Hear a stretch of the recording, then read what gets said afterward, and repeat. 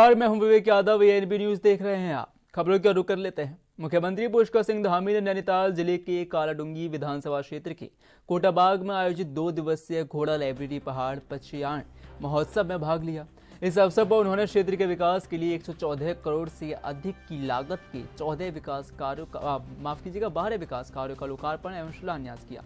मुख्यमंत्री ने घोड़ा लाइब्रेरी के प्रयासों की सराहना करते हुए कहा कि यह पहाड़ी और दुर्गम क्षेत्रों के बच्चों में पुस्तक संस्कृति विकसित करने का अद्वितीय प्रयास है, जिसे प्रधानमंत्री नरेंद्र मोदी ने मन की बात में भी सराहा था। मुख्यमंत्री ने लाइब्रेरी की युवा टीम और इसके प्रेरक शुभम बधानी को बधाई दी और विद्यार्थियों से अपील की कि वे पुस्तकों को केवल परीक्षा तक सीमित न रखें, बल्कि उन्हें अपने जीवन का एक अभिन्न हिस्सा बनाएं।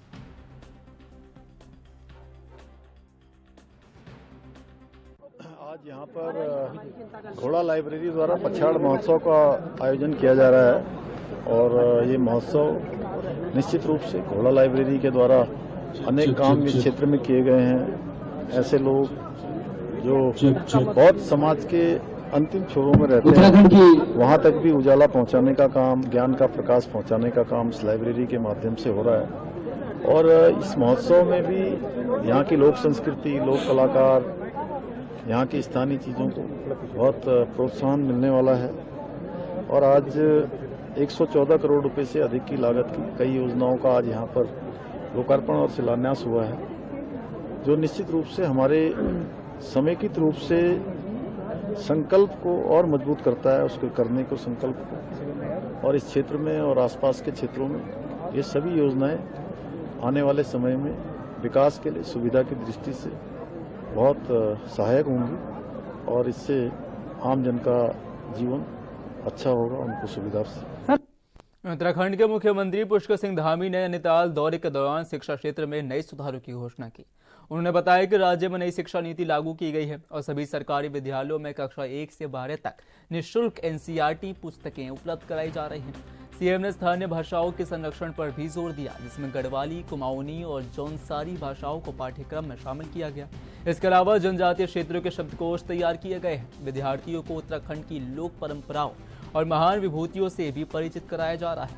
यह कदम राज्य की शिक्षा और सांस्कृतिक धरोहर को मजबूत करेगा।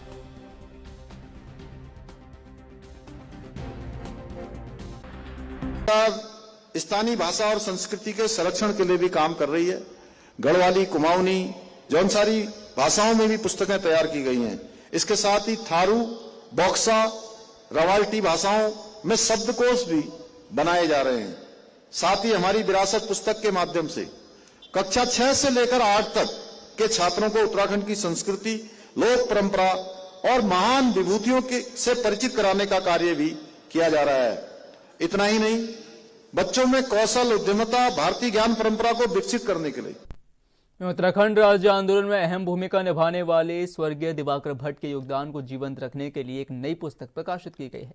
उत्तराखंड क्रांति दल के वरिष्ठ नेता महेंद्र सिंह रावत ने बताया कि किताब राज्य आंदोलनकारी चंद्रमोहन सिंह बिष्ट ने लिखी है।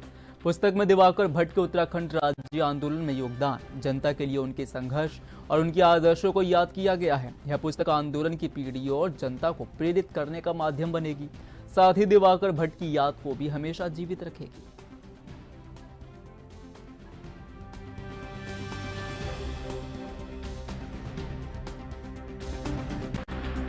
ये किताब हमारे जो जगमोहन सिंह बिष्ट जी जो पूर्व सैनिक भी हैं, राज्य आंदोलनकारी भी हैं और रिटायर्ड टीचिंग भी है, उनके द्वारा, क्योंकि वो भट्ट जी के सहयोगी रहे, उन्होंने उनके जीवन पे पूरा प्रकाश डाल रखा है, जब से जन्म से लेके। और जो पूरे आंदोलनों में जिन में, चाहे वो सिरियन टापू का रहा होगा, खैट पर्वत का रहा होगा, बन अधिनियम का रहा होगा, और जो भी उनके राज्य जब मंत्री थे उस दौरान उन्होंने क्या क्या कार्य करे, उस सारा जीवन परिचय उन्होंने इस किताब में डाल रखा है। देहरादून में कांग्रेस पार्टी ने अपना 141वां स्थापना दिवस मनाया। इस अवसर पर उत्तराखंड कांग्रेस प्रदेश मुख्यालय में प्रदेश अध्यक्ष गणेश गौदियाल ने झंडारोहण किया और समस्त कांग्रेसियों को स्थापना दिवस की शुभकामनाएं दी।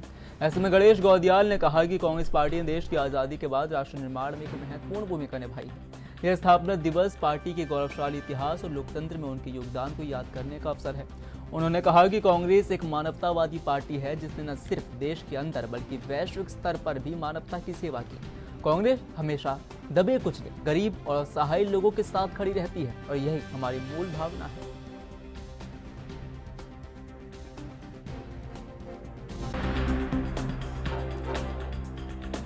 और कांग्रेस के स्थापना दिवस के इस अवसर पर मैं पूरे देश को, प्रदेश को और कांग्रेस के समस्त कार्यकर्ताओं को बहुत बहुत शुभकामनाएं देता हूं, बधाई देता हूं। कांग्रेस का मतलब ही ये है, मैंने अभी कहा बाहर, कि जिस प्रकार से आप बहुत सी जगह ये देखते हैं कि हारे का सहारा खाटू श्याम हमारा, तो कांग्रेस भी वही है जिसकी उम्मीद नाउम्मीदी में बदलती नजर आ रही हो, दबे हों, कुचले हों, गरीब हों, असहाय हों, कांग्रेस हमेशा उनके साथ खड़ी रहती है। यही कांग्रेस की मूल भावना है?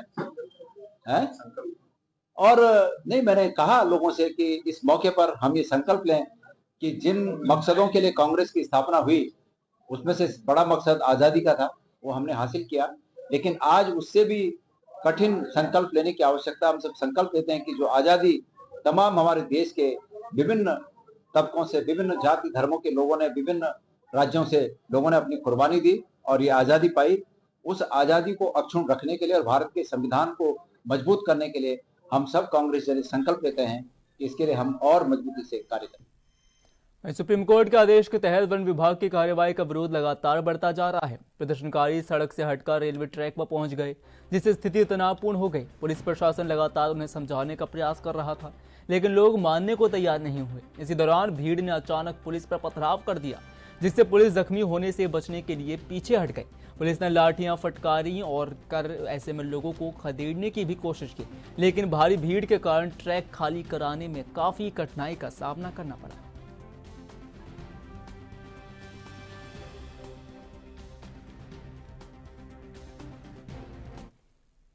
उधर देहरादून में उत्तराखंड कांग्रेस ने प्रधानमंत्री नरेंद्र मोदी के मन की बात कार्यक्रम को लेकर आपत्ति जताई है। कांग्रेस अध्यक्ष गणेश गौड़ियाल ने कहा है कि उन्होंने प्रधानमंत्री मोदी को कार्यक्रम से पहले ये जानकारी दी थी कि अंकिता भंडारी मामले पर कुछ जरूरी बोलें।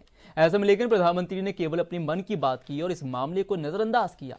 वहीं बीजेपी का प्रदेश महामंत्री कुंदन परिहार ने कांग्रेस के इस आरोप का पलटवार करते हुए कहा कि कांग्रेस राज्य में नकारात्मक राजनीति कर रही है। उन्होंने बताया कि अंकिता भंडारी मामले में पहले ही गिरफ्तारी हो चुकी है और मामले की जांच चल रही है।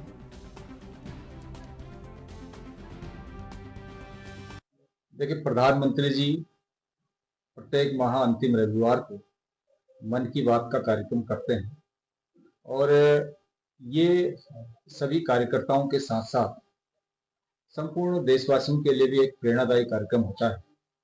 और आज यह मन की बात का कार्यक्रम इस देश में एक लोकप्रिय कार्यक्रमों में से एक हो गया। और आज भी मन की बात का कार्यक्रम उत्तराखंड के बूथ स्तर पर कार्यक्रम किया गया और बहुत अच्छा प्रेरणादायी कार्यक्रम प्रधानमंत्री जी का रहा है। और हमने देखा कि पिछले एपिसोड में उत्तराखंड का जो विंटर टूरिज्म है, जो एक डेस्टिनेशन बनाने की बात उत्तराखंड को कही थी, निश्चित रूप से प्रधानमंत्री जी की प्रेरणा से आज उत्तराखंड में शीतकालीन पर्यटक भी बहुत बड़ी संख्या में यहाँ पर आ रहे हैं और हम समझते हैं कि आगे भी ये क्रम चलता है। उन्होंने इस जांच का ऐलान न कर दिया। मैंने आज माननीय प्रधानमंत्री जी से कहा है, आपने मेरा सोशल मीडिया पेज देखा होगा, आज मैंने सुना मन की बात का कार्यक्रम था। मैंने मन की बात के कार्यक्रम के पहले अपना संदेश वहां तक पहुंचाने की कोशिश की कि माननीय प्रधानमंत्री जी, आज मन की बात का कार्यक्रम है और पूरा प्रदेश उद्वेलित है। अंकिता भंडारी मामले से पूरा प्रदेश उद्वेलित है और इतने महत्वपूर्ण बिंदु को अगर आपके मन की बात कार्यक्रम में स्थान न मिला तो काहे का मन की बात, वो तो एक तरफा हो रहा है। अरे भाई, हमारे मन की बात का भी तो कुछ जवाब दीजिए। तो ये सुनेंगे, प्रधानमंत्री सुनेंगे, कोर्ट सुनेगा, सुनना पड़ेगा। अभी देखते तो जाइए आप।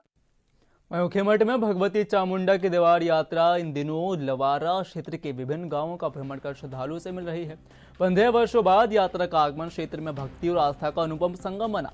आज है यात्रा लुवानी गांव का नगर भ्रमण करेगी और रात्रि प्रवास के लिए लवारा गांव पहुंचेगी। ऐसे में यात्रा 13 जनवरी को हरिद्वार पहुंचेगी, जहां मकर संक्रांति पर तीर्थ स्नान और दर्शन के बाद वापस जाल मल्ला के लिए रवाना होगी।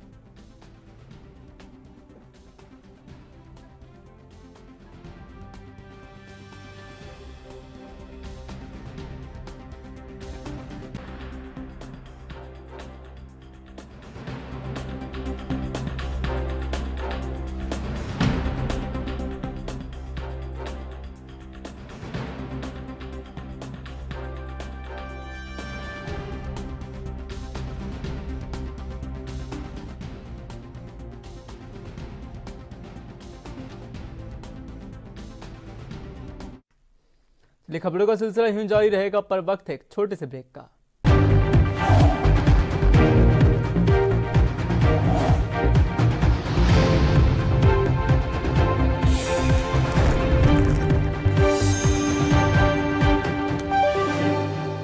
ब्रेक के बाद फिर एक बार आपका स्वागत है। खबरों में आगे बढ़ते हैं। उत्तराखंड के कैबिनेट मंत्री गणेश जोशी ने मसूरी विधानसभा क्षेत्र के बूथ संख्या नंबर 51 दून बिहार स्थित डॉक्टर श्यामा प्रसाद मुखर्जी सामुदायिक भवन में प्रधानमंत्री नरेंद्र मोदी के मासिक रेडियो कार्यक्रम मन की बात के 129वें संस्करण को सुना। इस अवसर पर मंत्री जोशी ने कहा कि यह कार्यक्रम समाज में सकारात्मक बदलाव और जागरूकता की भावना को बढ़ावा देगा और ऐसे में एक प्रभावी माध्यम है जो राष्ट्र निर्माण में आम जन को भी प्रेरित करता है।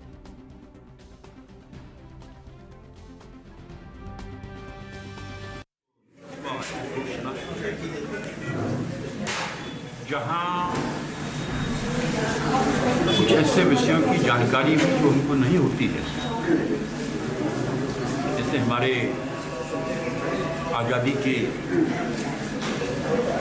शहीद जिन्होंने आज़ादी के लिए अपनी कुर्बानी दी,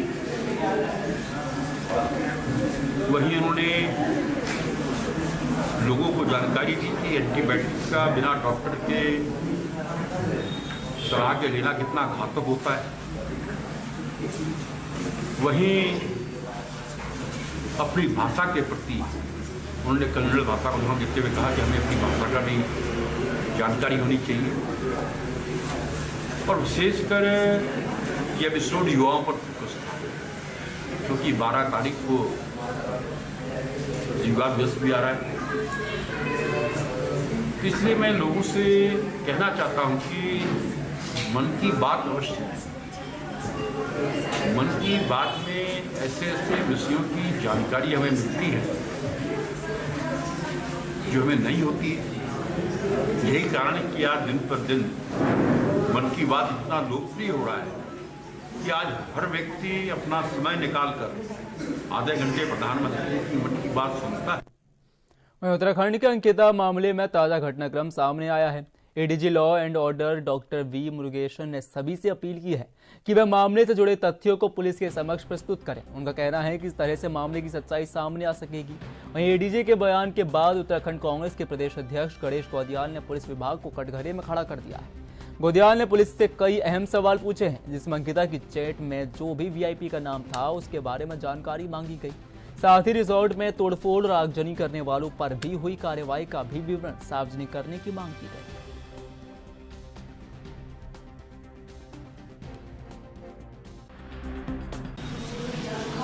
कुछ ऐसे विषयों की जानकारी भी जो उनको नहीं होती है, जैसे हमारे आज़ादी के शहीद जिन्होंने आज़ादी के लिए अपनी कुर्बानी दी,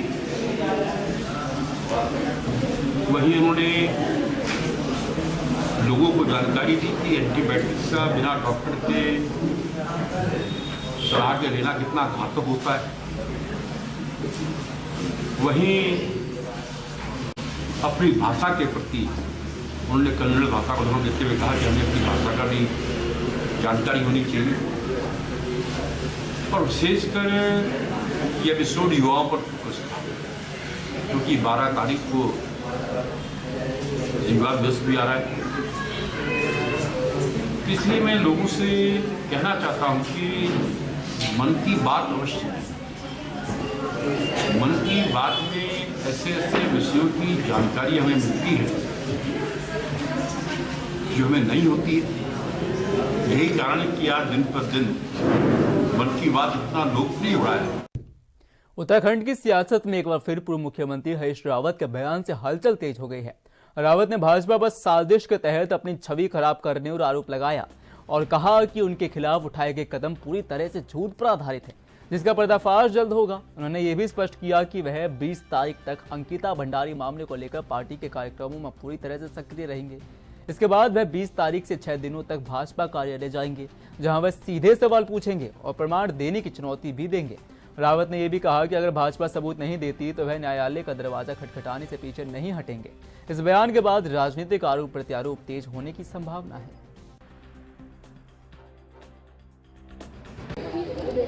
हाँ, वो उन्होंने ये जानबूझ करके षड्यंत्रपूर्वक मेरी छवि को खराब करने के लिए जो इतने कदम उठाए हैं, तो उसमें वो जवाब क्या देंगे? उनके पास जवाब है ही नहीं बातों के, क्योंकि वो सारी चीज़ें उनको जो मैंने कहा है वो जो है उनके झूठ पर आधारित है। उनका झूठ है, उनके झूठ का पर्दाफाश हो रहा है। और मैंने अभी 20 तारीख तक मैं अंकिता के प्रसंग में जो हमारी पार्टी का कार्यक्रम है उसमें उस पर लगूंगा, उसके साथ अपने को संबद्ध करूंगा और उसके बाद जो है 20 तारीख के बाद फिर मैं 6 दिन और भाजपा के दफ्तर में जा करके उनको ललकारूंगा, कहूँगा भाई प्रमाण दो करके, हाँ, और फिर नहीं देंगे तो न्यायालय की शरण में जाओ। वहीं देहरादून में कुख्यात अपराधी विनय त्यागी पर हुए जानलेवा हमले और इलाज के दौरान उसकी मौत के बाद सियासत तेज हो गई है। भाजपा प्रदेश प्रवक्ता मथुर दत्त जोशी ने पुलिस कार्रवाई पर और सरकार के रुख पर बयान दिया। उन्होंने कहा कि घटना के बाद उत्तराखंड पुलिस ने तत्परता दिखाते हुए विनय त्यागी पर गोली चलाने वाले 2 आरोपी को गिरफ्तार कर लिया है। प्रारंभिक जांच में यह मामला आपसी रंजिश और गैंगवॉर से जुड़ा प्रतीत होता रहा है। जोशी के अनुसार विनय त्यागी पर पहले से कई मुकदमे दर्ज थे और अन्य पक्षों का भी आपराधिक रिकॉर्ड था। उन्होंने कहा कि अपराध किसी भी सूरत में बर्दाश्त नहीं किया जाएगा और पुलिस मामलों की गहन पूछताछ पर गंभीर नतीजों तक पहुंचेगी।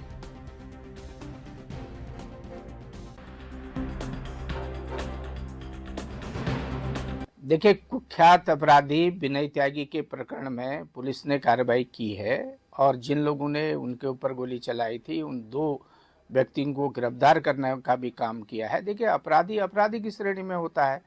ये हमें तो लगता है कि विशुद्ध रूप से गैंगवार है, आपसी रंजिश का परिणाम है। दोनों पक्ष अपराध की दृष्टि में सबसे आगे हैं और विनय त्यागी के ऊपर भी उत्तराखंड की पुलिस में कई मुकदमे दर्ज हैं, अन्य लोगों पर भी मुकदमे दर्ज हैं। लेकिन अपराध किसी भी हालत में बर्दाश्त नहीं किया जाएगा, चाहे कोई कितना ही बड़ा अपराधी हो या चाहे कितना ही बड़ा व्यक्ति हो। अगर कोई अपराध करेगा तो निश्चित रूप से उत्तराखंड सरकार उसके खिलाफ कार्रवाई करेगी और उत्तराखंड की पुलिस ने उस घटना का संज्ञान लेते हुए उन अपराधियों को भी अरेस्ट करने का काम किया है जिन्होंने विनय त्यागी के ऊपर गोली चलाई थी। वहीं गदरपुर में तराई केंद्रीय वन विभाग की एसओजी और पीपल पड़ाव रेंज की टीम ने एक बड़ी कार्रवाई करते हुए 150 क्विंटल अवैध खैर की लकड़ी से लदा ट्रक जब्त किया है। यह लकड़ी 20 लाख की अंतर्राष्ट्रीय कीमत की थी, जो जंगलों से कटकर हाईवे तक पहुंची और विभाग को तब जानकारी मिली थी जब यह माल यूपी बॉर्डर पार करने वाला था। हालांकि विभाग इसे अपनी बड़ी कामयाबी बता रहा है, लेकिन यह सवाल उठता है कि इतनी बड़ी मात्रा में लकड़ी कैसे कटी और विभाग की गश्त टीम को इसकी भयानक क्यों नहीं लगी। स्थानीय चर्चाओं में तस्करों और विभाग के कुछ कर्मियों की भी साठगांठ की संभावना जताई जा रही है। आरोपियों और सीड प्लांट मालिक के खिलाफ मुकदमा दर्ज किया गया है, लेकिन विभाग की कार्यशैली पर भी सवाल उठ रहे हैं।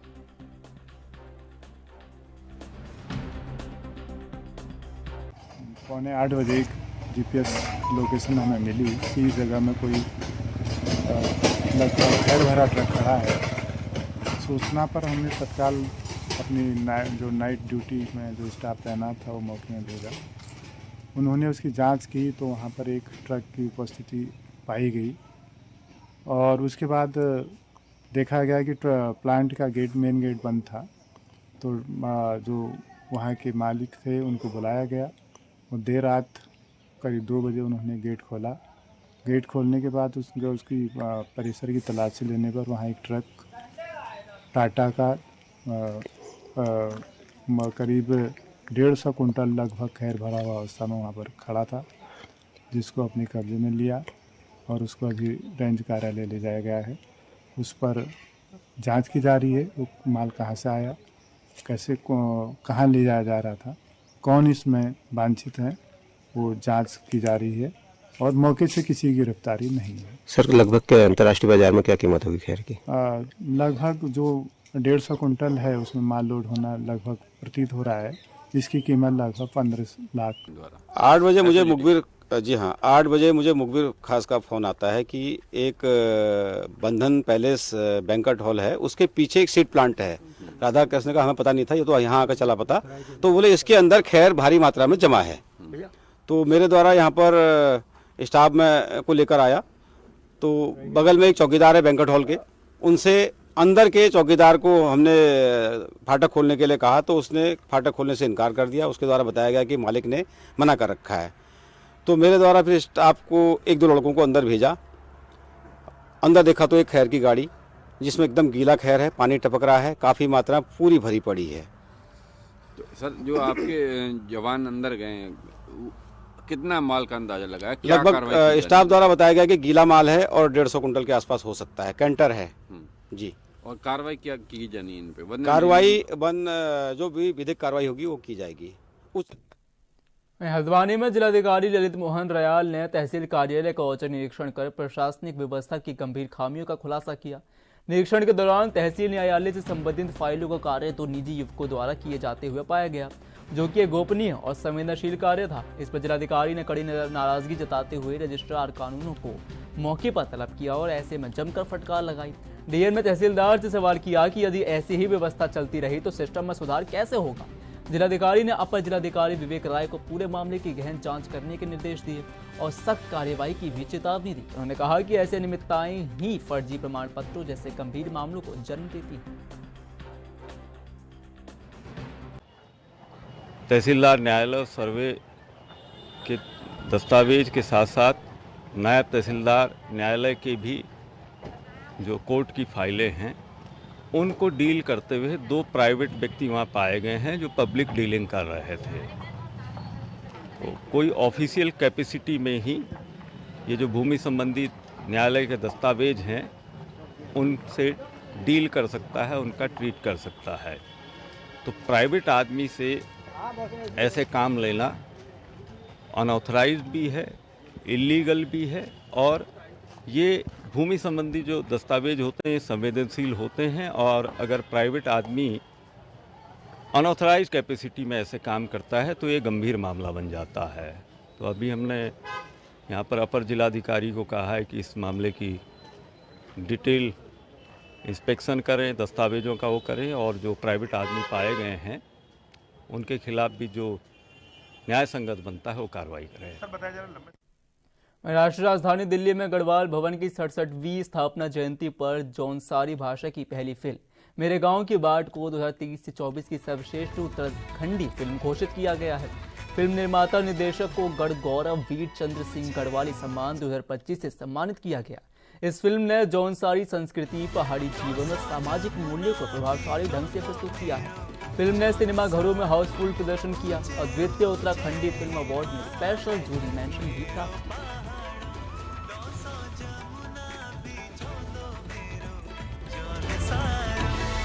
आज गढ़वाल प्रदेश की सभा ने मेरे गांव की बात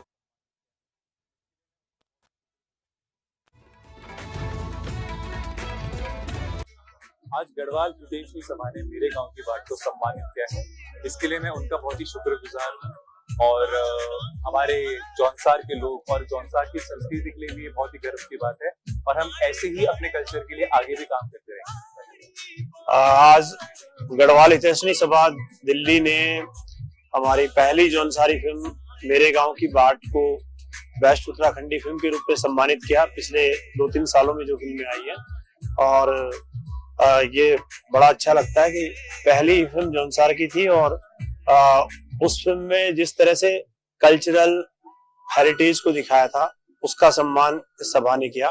मैं अपनी तरफ से गढ़वाल हितैषणी सभा का बहुत बहुत आभार व्यक्त करता हूँ। आज हम यहाँ पर दिल्ली में राजधानी में जो हमारे गढ़वाल हितैषणी सभा है उसके एक भव्य कार्यक्रम में यहाँ उपस्थित हुए हैं। यहाँ पर फिल्मों की एक प्रतियोगिता भी रखी गई थी छोटी सी, जिसमें कई सारी फिल्में थी जौनसारी। उस पर किसी प्रोड्यूसर ने फिल्म बनाने का काम किया है तो वास्तव में वो साधुवाद और धन्यवाद का पात्र है। इतना बड़ा रिस्क लिया। उनकी कहानी पर हमारे जो प्रमुख डायरेक्टर हैं अनुज जोशी जी उत्तराखंड के, उन्होंने एक फिल्म बनाई मेरे गांव की बाट। इस फिल्म में बहुत अच्छी एक लव स्टोरी थी। उस लव स्टोरी को जिस ढंग से वो बुना गया, वहाँ के ग्रामीण कैरेक्टर्स को लेके, वहाँ की कॉमेडी को लेके, तो वो बहुत अच्छी फिल्म बनी। फिलहाल के लिए अभी इतना ही। बाकी उत्तराखंड की तमाम बड़ी खबरों के लिए बने रहें और देखते रहें ANB न्यूज़।